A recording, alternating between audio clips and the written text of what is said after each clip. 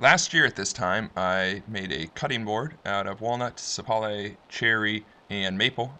With the leftover, I made a cheese cutting tray, and I had a little bit left over, so I decided to make a cutting board for bread with a removable tray. I hate crumbs, so this is an easy way to collect all the crumbs and dispose of them. The first thing I had to do was rip down all the scrap that I had left over. Here I'm ripping down the walnut. I used that for the frame, and I also used it for the braces underneath the removable tray to hold the removable tray together. And I used two pieces for the tray itself. Uh, the stock I had was 3/4 of an inch thick, so here I am cutting it down to make it a little bit thinner. It just looked too bulky. So I ripped the two long ends down to 3/8 of an inch thick, and the shorter ends of the frame I leave a little thicker due to cutting a rabbet in them to hold the removable tray. I'll do that shortly. So here I'm just ripping them down to size. I used walnut for the frame itself. I didn't use any sapele because whenever I put the oil on it, it looks pretty similar to the walnut.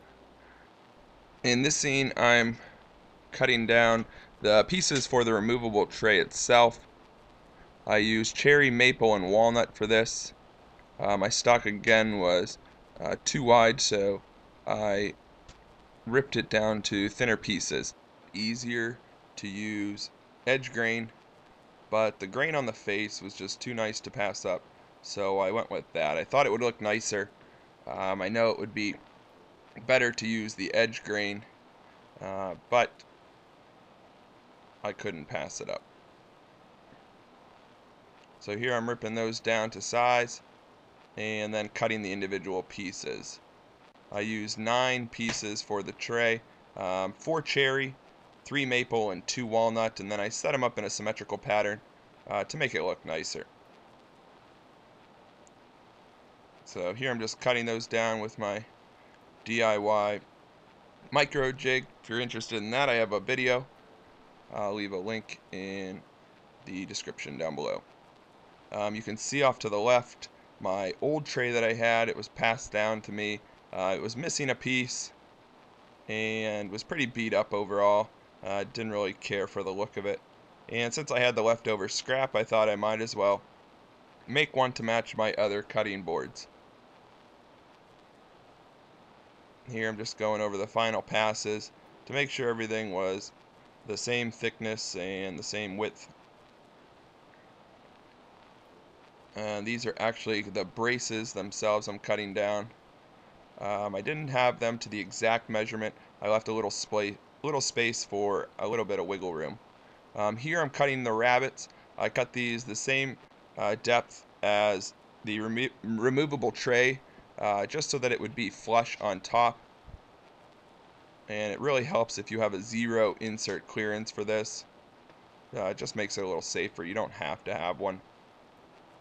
And you don't even have to buy one. You can make one out of cardboard or hardboard.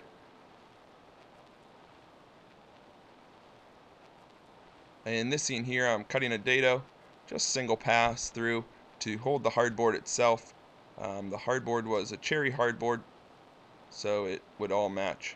And this is for the board that would actually catch the crumbs. And here I'm just squaring everything up.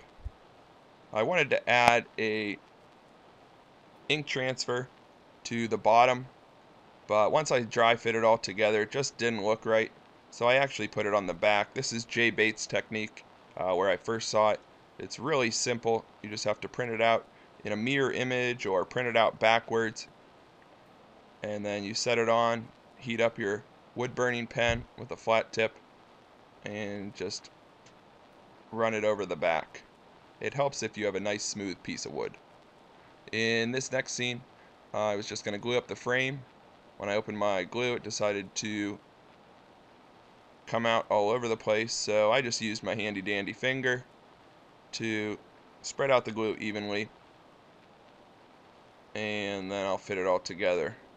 You want to make sure you have the dados all on the bottom, and make sure you put in the tray itself the right way before you put in the last piece. I know it sounds silly, but we've all made silly mistakes like that. So here I'm just fitting it all together, and then I'll let it dry. In the next scene, I am getting the tray. I had used a spacer from the old tray so that all the spaces were even, taped them down. I'm going to draw a line for the braces, add a little glue, and then I can tack those down using my pin nailer. So I just marked the glue on the inside of the line, and then I was able to eyeball it so that the braces were going to fall down into the tray themselves, and then you could pin it in place. You probably don't need to nail it, but I just did it for as a cautionary, so it doesn't fall apart someday if I ever drop it. You want to make sure the nice side is facing down whenever you do that. Then after it dried for a little bit, I was able to get out the cutting block oil. You could use anything that is food safe for this, and oiled everything up. It took a little while to get in between all the pieces for the removable tray.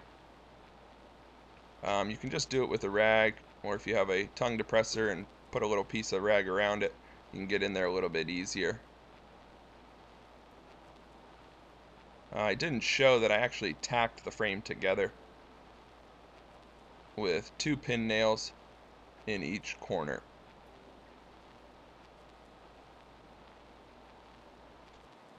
This is my favorite part of the project, of any project. After you get everything put together and you get to put some oil on it, it really brings out the colors and the grain, and it makes all your hard work worthwhile. I really like these colors together. It came out really nice. I was really pleased. It was nice that I was able to use scrap wood to make this project. So it really didn't cost me anything. I had the oil sitting around from the cutting boards before, aside from a little bit of glue and some pin nails. And then I let it dry overnight. And then it's all together, and time to make me a sandwich. It cuts just as well as, or it works just as well as my last board, but it looks a heck of a lot nicer.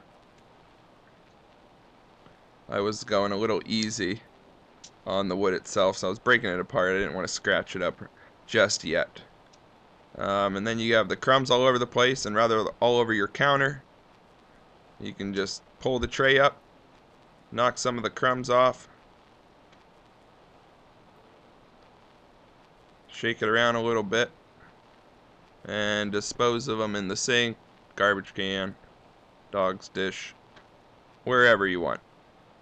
It probably would have been nice to have in college for my roommates that liked crumbs.